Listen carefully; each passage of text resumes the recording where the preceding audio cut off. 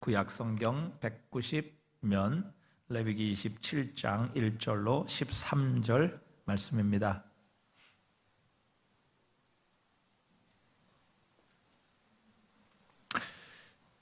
구약성경 190면 레위기 27장 1절로 13절 말씀입니다.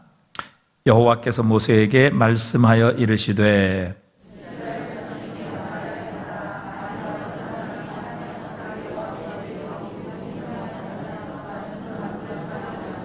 내가 정한 값은 20살로부터 60살까지는 남자면 성소의 세겔로 은 50세겔로 하고 5살로부터 20살까지 남자면 그 값을 20세겔로 하고 여자면 10세겔로 하며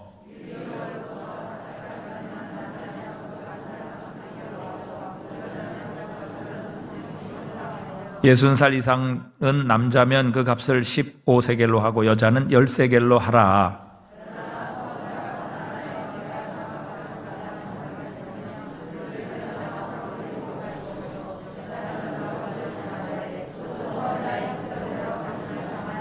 사람이 서원하는 예물로 여호와께 드리는 것이 가축이면 여호와께 드릴 때는 다 거룩하니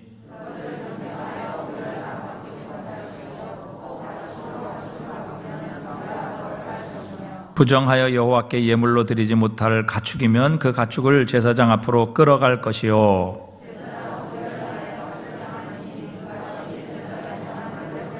함께 읽습니다. 만일 그가 그것을 물으려면 내가 정한 값에 그 5분의 1을 더할지니라. 아멘. 오늘은 우리 레위기의 마지막 시간입니다. 레위기 27장 이제 마지막 시간인데 이 마지막 말씀은 서원에 관한 규례입니다.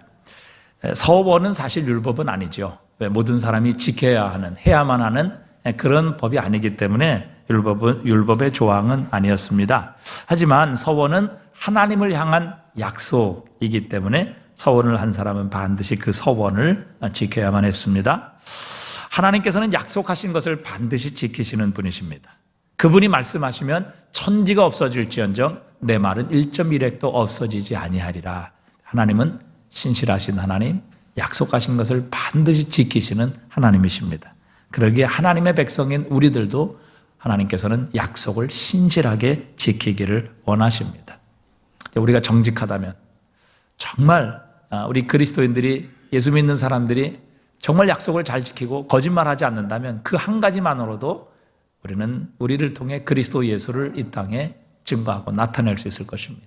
그러나 예수를 믿으면서 우리 똑같이 거짓말하고 똑같이 약속 안 지키고 똑같이 신실하지 않기 때문에 우리를 통해서 그리스도 예수의 이름이 드러나지 않는 안타까운 삶을 우리는 살고 있습니다. 자, 우리는 이 하나님께 서원하게 되면 반드시 그 하나님께 서원한 것을 지키라, 그렇게 하나님은 요구하십니다. 성경에 보면 야곱은 베델에서 하나님께 서원을 하게 되죠. 창세기 28장 20절에 보면 그가 베델에서 돌베개를 베고 잠을 잘 때에 하늘에서 하늘의 문이 열리고 사다리가 내려오고 그 사다리로 천사들이 왔다 갔다 하는 것을 보게 됩니다. 여기가 하나님의 집이구나. 하나님께서 이곳에서 바로 하늘과 땅을 연결시키시는 분이시구나. 그래서 하나님께 서원을 하죠. 창세기 28장 20절에 야곱이 서원하여 이르되 하나님이 나와 함께 계셔서 내가 가는 이 길에서 나를 지키시고 먹을 것과 입을 옷을 주시어 내가 평안히 아버지 집으로 돌아가게 하시오면 여호와께서 나의 하나님이 되실 것이요 내가 기둥으로 세운 이 돌이 하나님의 집이 될 것이요 하나님께서 내게 주신 모든 것에서 10분의 1을 내가 반드시 하나님께 드리겠나이다. 이렇게 하나님께 서원을 하게 됩니다. 또 우리가 잘 아는 한나의 서원도 있죠. 결혼한 지 오래되었지만 자식이 없었습니다. 그래서 그는 하나님 앞에 정말 애통하며 서원하며 기도하죠. 사무엘상 1장 10절에 보니까 한나가 마음이 괴로워서 여호와께 기도하고 통곡하며 뭐 했어요? 서원하여 이르되 만군의 여호와여 만일 주의 여종의 고통을 돌보시고 나를 기억하사 주의 여종을 잊지 아니하시고 주의 여종에게 아들을 주시면 내가 그의 평생의 그를 여호와께 드리고 삭도를 그의 머리에 대지 아니하겠나이다. 이렇게 한나도 서원을 하게 됩니다. 하나님께서 이 한나의 기도를 다 들어 응답해 주시고 사무엘뿐만 아니라 삼남 이녀의 자녀를 더 주시는 놀라운 축복을 한나에게 허락하십니다. 서원 자체가 문제는 아니죠. 서원 자체가 잘못된 것은 없습니다. 우리는 서원을 통해서 하나님을 향한 헌신을 다짐하고 또 하나님께서 자신의 소원과 기도를 들어주실 것을 간절하게 요청하는 의미에서 사실 하나님께 서원하고 기도하는 것, 이거는 좋은 일이죠. 우리가 나실이니라 그러면 머리에 삭도를 대지 않고 포도주를 입에 대지 않으며 하나님 앞에 서원하며 사는 것이죠. 자기의 삶을 하나님께 온전히 드리는 삶. 그래서 그 서원의 기간이 1년이면 1년 동안 혹은 평생 동안 하나님을 위해 자신의 삶을 온전히 드리는 바로 그건 나실인의 서원, 이런 것도 하나님 앞에 선하고 기쁘게 받으실 만한 일들입니다. 그러나 이 서원이라는 것을 결코 함부로 해서는 안 된다는 것이죠. 왜? 그것은 하나님과의 약속이기 때문에 한 번 서원을 하게 되면 반드시 그것을 지켜야만 한다는 것입니다. 어떤 신앙인들 가운데서도 그런 분들이 있어요. 너무 하나님 은혜 감사해서 혹은 너무 절박한 상황에서 충동적으로 하나님 앞에 서원하는 것입니다. 하나님 앞에 급하게 어떤 생각, 어떤 마음의 결심, 준비 이런 것 없이 그저 충동적으로 서원하고 또 하나님 앞에서 급하게 내뱉은 말로 인해서 그것을 지키지 못하고 그것으로 인해 평생 죄책감 속에서 살아가는 이런 분들을 참 많이 보았습니다. 그래서 이런 분들 가운데는요, 내가 잘못하면 혹은 나에게 문제가 생기고 또 나의 삶이 좀 잘못되면 내가 하나님께 한 이 서원을 지키지 않아서 하나님께서 나를 징계하신 것이 아닌가? 이런 늘 죄책감 속에서 살아가고 또 늘 불안한 마음으로 살아가는 이런 분들이 있는 것을 보게 됩니다. 이런 분들이 있습니까? 없습니까? 없어요? 그런 경험 없으십니까? 네. 그 중에는 신앙인들 중에 충동적으로 전혀 생각 없이 급하게 하나님 앞에 하나님 무엇을 해주시면 이렇게 서원하겠습니다. 약속하겠습니다. 무엇을 드리겠습니다. 심지어는 여러분 자신은 서원하지도 않았는데 자신의 부모가 자식을 위해 서원하고 하나님께 드리는 이런 일들도 얼마든지 있습니다. 자신이 부모가 한 서원을 그대로 살지 못한 것에 대해서 늘 죄책감을 느끼며 거기서 자유를 누리지 못하는 이런 분들도 많이 보게 됩니다. 전도서 5장 2절에 너는 하나님 앞에서 함부로 입을 열지 말며 급한 마음으로 말을 내지 말라. 하나님은 하늘에 계시고 너는 땅에 있음이니라. 그런지 마땅히 말을 적게 할 것이라 말씀하고 계십니다. 그래서 우리가 충동적으로 전혀 준비나 생각 없이 이렇게 하나님 앞에 서원하는 것은 정말 위험하다라는 것을 기억해야 합니다.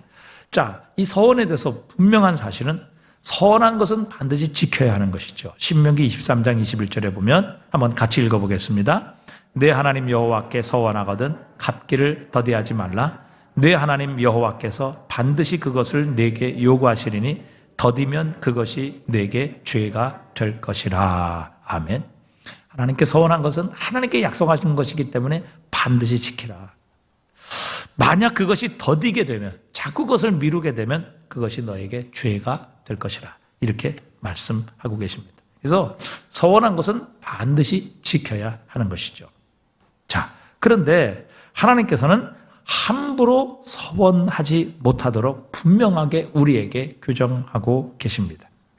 오늘 본문에 보면 이제 사람의 서원, 또 가축을 드리는 서원, 자기 집을 드리는 서원, 또 밭을 드리는 서원, 이런 것들이 서원의 규례에 대해서 하나님께서 말씀하고 계세요. 자, 사람의 서원을 보면요, 여호와께 사람을 드릴 때는 그 사람의 값을 정하여 하나님께 드리라 말씀하십니다. 예를 들어서 20살부터 60살, 60살까지의 남자이면 성소의 세겔로 은 50을 드려야 합니다. 성소의 세겔로 은 50. 여러분, 성소의 세겔로 은 50이라고 하면요, 이 은 한 세겔은 건장한 남성의 한 달치 월급입니다. 그러니까 50세겔이면요, 무려 4년 동안 월급 받은 것 한 푼도 쓰지 아니하고 모아야 50세겔, 은 50세겔이 되는 겁니다. 그러니까 오늘로 치면 연봉이 4년치 연봉을 의미하는 것이죠. 여러분, 4년치 연봉, 뭐 우리가 1년 연봉 한 평균 뭐 5천만 원 이렇게 잡는다 할지라도 여러분 2억입니다. 이걸 평균 연봉 뭐 1억이라고 한다고 하면 4억이나 되는 거예요. 그러니까 어마어마한 돈이죠. 그렇기 때문에 하나님께서 함부로 서원하지 못하도록 이렇게 장치를 해놓으신 것입니다. 하지만 가난해서 내가 하나님께 서원하는 일을 못하겠다 이렇게 하지 못하도록 하나님은 또한 가난한 자들을 위하여 배려하셨죠. 그래서 자신의 서원과 헌신을 드릴 그런 돈이 없다고 하면 제사장에게 가서 그 사람의 형편을 잘 조사하고 그 사람의 형편에 맞게 그 사람의 값을 성소의 세겔로 드리라 이렇게 말씀하셨습니다. 예수님께서는 이 산상수훈에서 서원을 섣불리 하지 말아야 될 이유를 이렇게 말씀하셨습니다. 마태복음 5장 33절에 보니까 또 옛사람에게 말한 바 헛맹세를 하지 말고 내 맹세한 것을 주께 지키라 하였다는 것을 너희가 들었으나 나는 너희에게 이르노니 도무지 맹세하지 말지니 하늘로도 하지 말라 이는 하나님의 보좌이며 땅으로도 하지 말라 이는 하나님의 발등상이며 예루살렘으로도 하지 말라 이는 큰 임금의 성이며 내 머리로도 하지 말라 이는 내가 한터럭도 희고 검게 할 수 없습니다. 자, 구약 성경에는 헛맹세를 하지 말고 맹세한 것은 반드시 지키라 이렇게 말씀하셨지만 예수님께서는 더 나아가셔서 아예 맹세 자체를 하지 말라 이렇게 말씀하고 계십니다. 왜 그렇습니까? 맹세를 우리가 하지만 그 맹세를 지킬 능력은 사실 우리에게 없습니다. 이 맹세를 지키고 약속을 지키실 능력은 오직 하나님 한 분밖에 없습니다. 여러분, 맹세하고 서원하지만 그것을 지킬 수 있는 능력이 우리 자신에게는 없습니다. 여러분, 우리가 결혼할 때 이 검은 머리가 하얀 팥뿌리가 되도록 당신만을 사랑하겠습니다. 우리가 결혼할 때 약속하지요. 그리고 그 약속을 지켜야 합니다. 그런데 그 약속을 지킬 수 있는 능력은 나에게 있지 않습니다. 여러분, 누가 검은 머리 팥뿌리 되도록 살고 싶지 않습니까? 여러분, 그렇게 사랑하고 싶지 않습니까? 근데 여러분, 그게 우리의 결심, 우리의 능력에 달린 것이 아닙니다. 하나님께서요, 우리의 생명을 걷어가시면 아무리 우리가 노력하고 열심히 이 모든 것들을 행한다 할지라도 그것을 이룰 수 있는, 내 말과 서원을 이룰 수 있는 능력이 내 자신에게 없기 때문에 주님께서는 아예 맹세하지 마라, 서원하지 마라. 왜? 네 자신이 너의 머리카락 하나 희게 하고 검게 할 수 있는 능력이 없기 때문이라 이렇게 말씀하고 계십니다.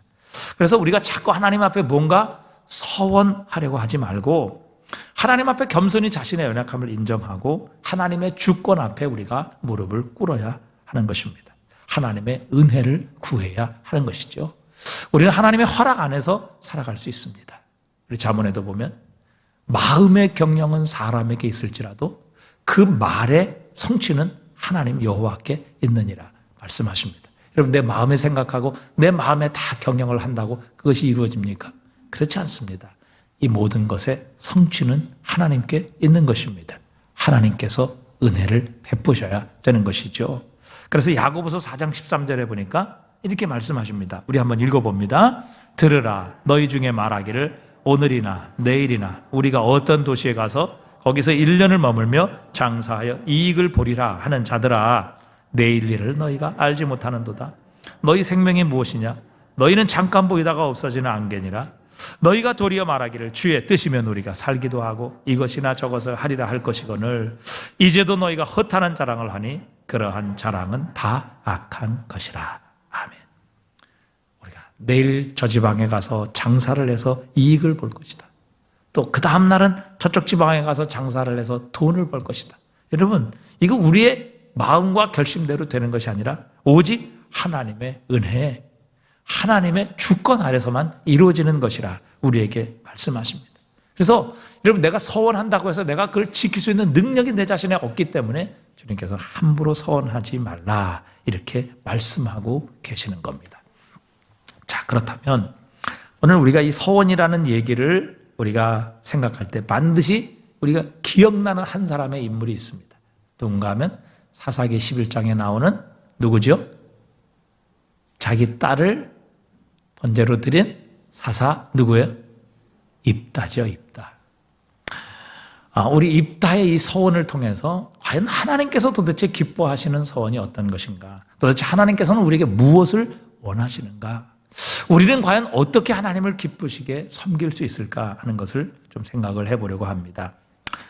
입다는 이스라엘 백성들이 암몬 자손에 의해서 압제를 당할 때 하나님께서 그를 부르셨고, 그를 부르셨을 때 성령을 부어주십니다.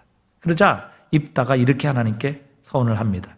누구든지 내 집문에서 나와서 나를 영접하는 그는 여호와께 돌릴 것이니 내가 그를 번제로 드리겠나이다. 이렇게 서원을 합니다. 자, 그런데 그가 막상 이 암몬과의 전쟁에서 승리하고 돌아왔을 때 그의 집에서 제일 처음 나와서 이 입다를 반긴 사람이 누구였지요? 그의 무난동료 외딸이었어요.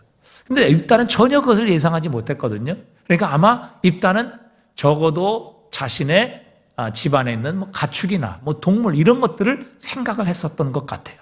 만약에 자기 딸이 가장 먼저 나왔다고 하면 입다가 과연 그것을 바칠 수 있었겠느냐 하는 것이죠. 그런데 막상 그가 전쟁에 돌아왔을 때, 이기고 돌아왔을 때 그를 가장 먼저 나와서 영접했던 사람이 바로 그의 딸이었습니다. 그는 절망에 빠지지만 하나님께 한 서원을 지켜야 한다라는 이런 생각에 그의 딸을 번제로 드리게 되지요. 그가 그의 딸을 번제로 드리게 된 그 마음, 그 심령의 그 생각은 우리가 여러 가지로 추측할 수 있을 것입니다.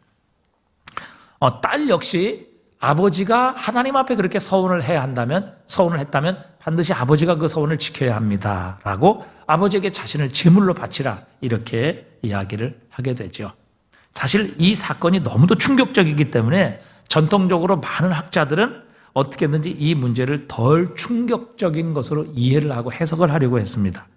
일예로 입다의 딸이 번제로 드려진 것이 아니라 단지 성막에서 일하는 동정녀로 바쳐진 것이다. 이렇게 해석을 하게 됩니다. 그러면 이건 충분히 충격적인 그런 일이 아니기 때문에. 그런데 사실 이런 해석은 본문 전체를 보게 될 때에 그 의미를 억지로 끼워 맞추는 것에 불과한 겁니다. 본문에 대한 가장 자연스러운 해석은 입다가 정말 자기 자신의 딸을 번제로 하나님께 드렸다고 보는 것입니다. 그렇다면 우리의 숙제는 입다가 분명히 자기 딸을 인신제사로 바쳤다는 이 본문의 가장 평범한 해석을 받아들이면서도 어떻게 이것을 성경 전체의 맥락에서 이 입다의 서원 문제를 해석할 수 있을 것인가, 어떻게 성경신학적으로 이것을 올바르게 해석할 수 있을까 하는 것입니다. 자, 우리가 이 입다의 사건을 전체적인 입다의 사건, 사사기 전체의 뼈대 아래서 보는 것이 참 필요합니다. 자, 여러분, 사사기의 전체 주제가 무엇인지 아십니까? 사사기의 전체 주제. 이 사사기에서 계속 반복되어 나오는 말씀이 있습니다. 사사기 21장 25절에 보면 그때에 이스라엘 왕이 없으므로 각 사람이 자기의 소견에 옳은 대로 행하였더라. 이렇게 말씀하십니다. 이게 사사기 전체의 주제이고 또 사사기 전체를 흐르는 바로 사사기의 맥락입니다. 그리고 사사기의 제일 마지막 장 마지막 부분에 바로 이 말씀으로 결론을 맺고 있습니다. 그러니까 이스라엘 왕이 없었기 때문에 사람들이 각자의 소견에 옳은 대로 행했다. 그래서 사사기는 사실 다윗 왕조를 예비하는 책입니다. 사사시대에는 이스라엘 왕이 없어서 사람들은 영적으로 올바른 지식 또 올바른 지각을 갖지 못하고 각자 하고 싶은 대로 사는 무질서의 시대를 밝히는 것이 바로 사사기의 목적입니다. 이런 입다는 바로 이런 시대의 사람이기 때문에 당연히 자신의 서원의 문제에 대해서도 잘못된 생각을 많이 가지고 있었다. 이렇게 봐야 우리는 이 인신제사 문제를 해결할 수 있는 것입니다. 그러니까 사사기 전체의 맥락은 그때의 이스라엘 왕이 없으므로 사람이 각자 자기의 소견에 옳은 대로 행하였고 그 전체 주제의 맥락 가운데 한 사람이 바로 이 입다라는 사람이라는 것이죠. 그 다음에 두 번째, 사사기의 저자는 입다를 긍정적으로 보고 있지 않다는 사실입니다. 사사기의 사사들은 뒤로 갈수록 점점 더 타락해가는 모습을 그려주고 있습니다. 이것을 소위 나선형적 추락이라 이렇게 부르고 있습니다. 그러니까 사사시대는 여호와를 섬기지 않고 우상을 숭배하고 악행을 행하자 하나님께서 그들을 심판하시고 그들은 이방의 압제 아래 놓여서 고통과 눈물을 흘립니다. 그때 그들이 하나님께 부르짖으면 하나님께서 사사를 세우셔서 그들을 구원하시죠. 그러면 사사가 활동하던 시기에는 이스라엘 백성들이 여호와를 잘 섬기는 것 같습니다. 그러나 그 사사의 죽음과 함께 그들은 다시 타락의 길로 들어서게 되죠. 이런 패턴이 계속해서 돌고 돈다는 측면에서 나선형이라 이렇게 표현을 씁니다. 그런데 시간이 갈수록 점점 더 사사들 자체에도 문제가 심각해집니다. 그리고 마지막 사사인 삼손에 이르러서는 최악의 사태까지 이르게 되죠. 입다는 바로 그 최악의 상태인 삼손 사사 바로 앞에 사사입니다. 그러므로 나선형 추락의 거의 밑바닥에 있는 사람이 입다라 이렇게 볼 수 있습니다. 따라서 이 사사기의 저자는 이 입다를 상당히 긍정적인 측면보다는 마지막 최악의 상태인 삼손 바로 위에 있는 사사로서 묘사를 하는 것을 보면 상당히 그를 부정적으로 묘사하고 있음을 우리는 알 수 있습니다. 그 다음에 세 번째, 많은 주석가들은 이 입다가 여호와께 선택을 받고 부름을 받아 하나님의 신인 성령의 강림을 받은 사람이기에 어떻게든 긍정적인 관점에서 해결을 해보려고 하지만 사실 입다의 시대 오죽하면 하나님께서 자신의 집안에서도 추방된, 그래서 기생의 아들인 이 입다를 세워서 하나님께서 이스라엘을 구원하셨겠느냐 하는 것입니다. 그러니까 여기는 이스라엘을 향한, 그리고 입다를 향한 하나님의 역설적인 메시지가 담겨져 있습니다. 예수님께서는 교만한 유대인들을 향하여 이렇게 말씀하셨습니다. 너희들이 잘나서 아브라함의 자손이 된 것이 아니다. 그렇게 선언하십니다. 마태복음 3장 9절에 보니까 속으로 아브라함이 우리 조상이라 생각하지 말라. 내가 너희에게 이르노니 하나님이 능히 이 돌들로도 아브라함의 자손이 되게 하시리라.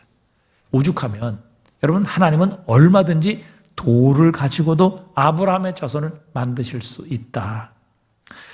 그러니까 그가 선택받아 하나님께 사사로 쓰임받은 것은 그의 자격이나 능력 때문이 아니라 전적인 하나님의 은혜라는 것을 가르쳐 주십니다. 하나님께서는 이렇게 너희들에게 무시당하고 쫓겨난, 그래서 기생의 아들이라고 너희들에게 배척당하고 무시당한 이 입다라는 사람을 통해서도 얼마든지 너희를 구원하실 수 있는 분이시다라는 메시지를 그들에게 주시는 겁니다. 너희가 도대체 얼마나 타락했으면 너희가 쫓아낸 사람을 통하여 내가 너희를 구원하겠느냐, 이렇게 그들을 책망하시는 것이죠. 그러니까 입다의 구원 가운데, 입다에게 하나님의 성령을 부으셔서 하나님께서 그를 통해 암몬 족속에게 이스라엘을 구원하시는 것은 이스라엘을 향한 하나님의 경고요 심판이라는 말씀입니다.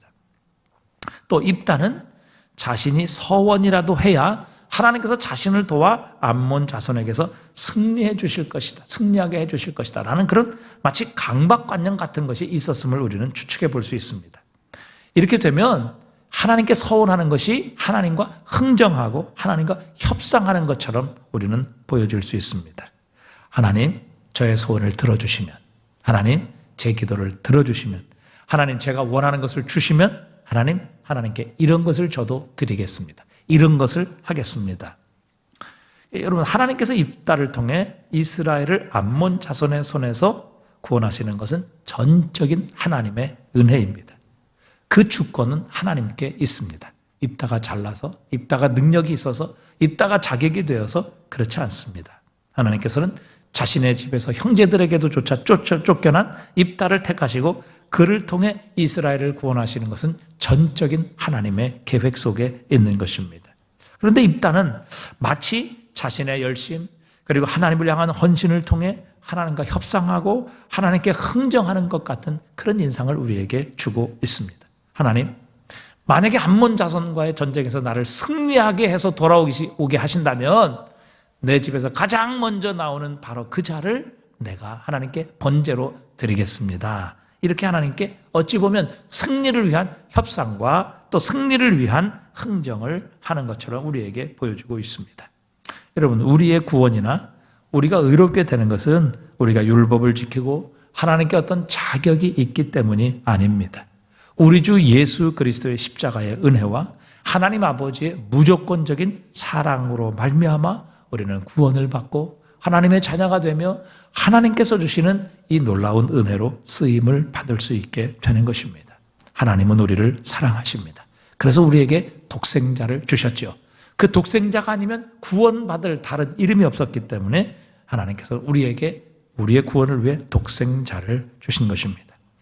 우리가 하나님께 복을 받는 것도 자격이 있어서가 아니라 오직 우리를 위해 대신 십자가를 지신 예수 그리스도의 공로 때문입니다. 그래서 하나님께서 우리에게 복을 주시는 유일한 통로는 예수 그리스도이십니다. 하나님은 그리스도 예수 외에 우리에게 복을 주실 수 있는 다른 방법이 없습니다. 왜요?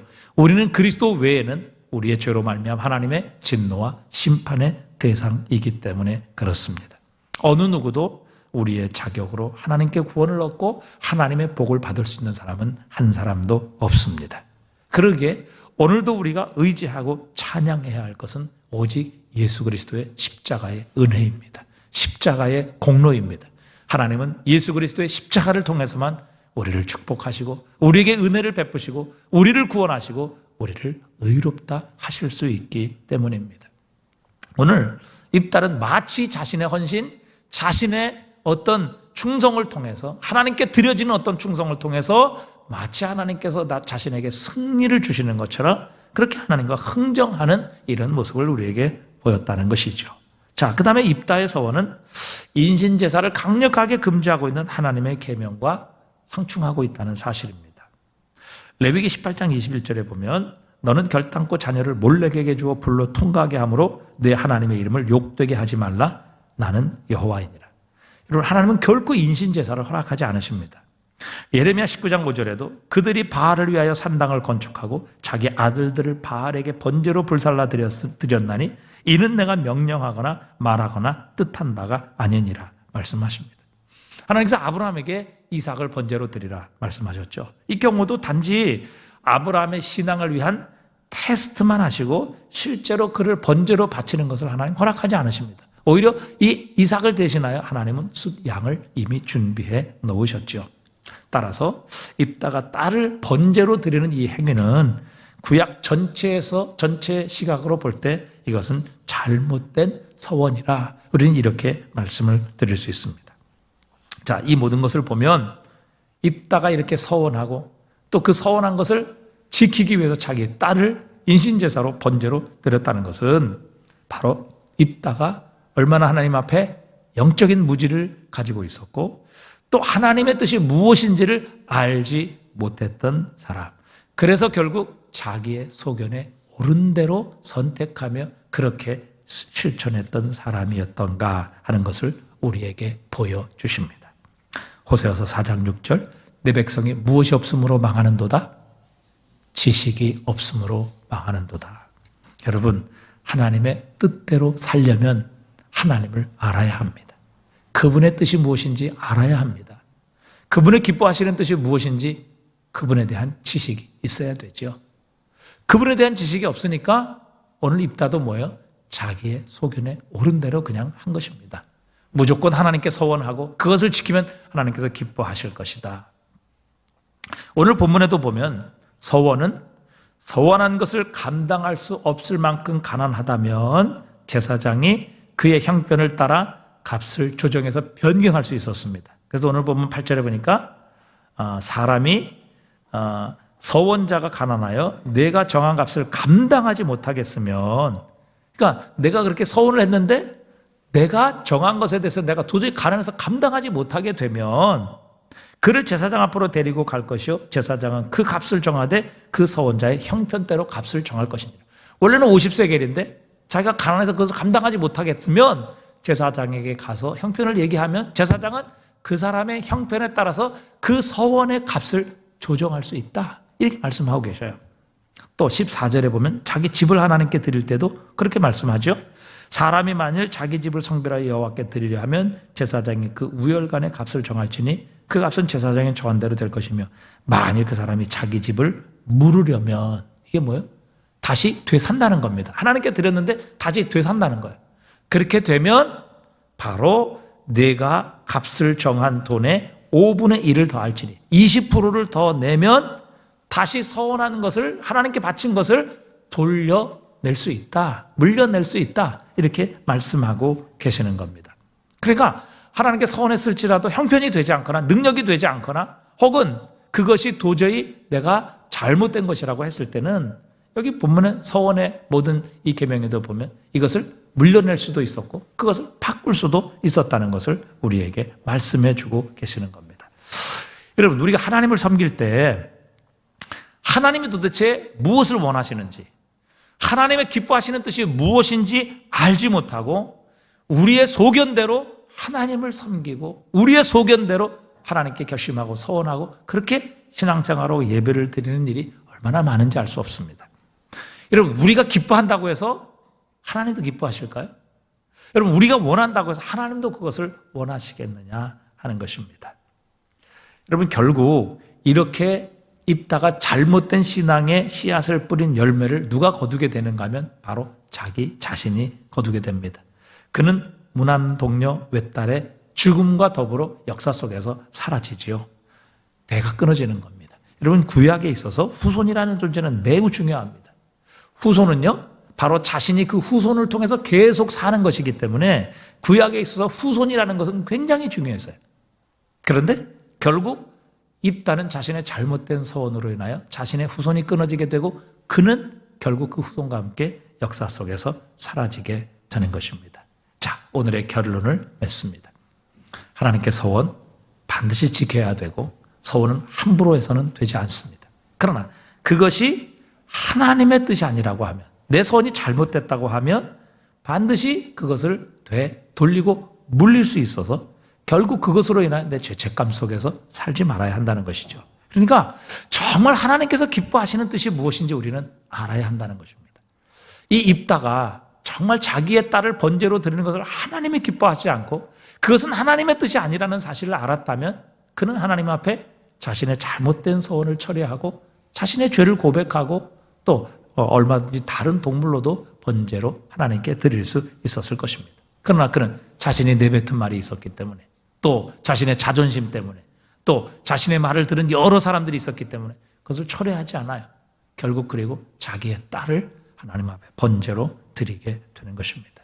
여러분, 우리의 소견이 아니라 하나님의 뜻을 순종할 때에 하나님을 기쁘시게 할 수 있는 겁니다. 요한복음 8장 24절, 29절 예수님께서 이렇게 말씀하셨어요. 나를 보내신 이가 나와 함께 하시도다. 나는 항상 그가 기뻐하시는 일을 행함으로 나를 혼자 두지 아니하셨느니라.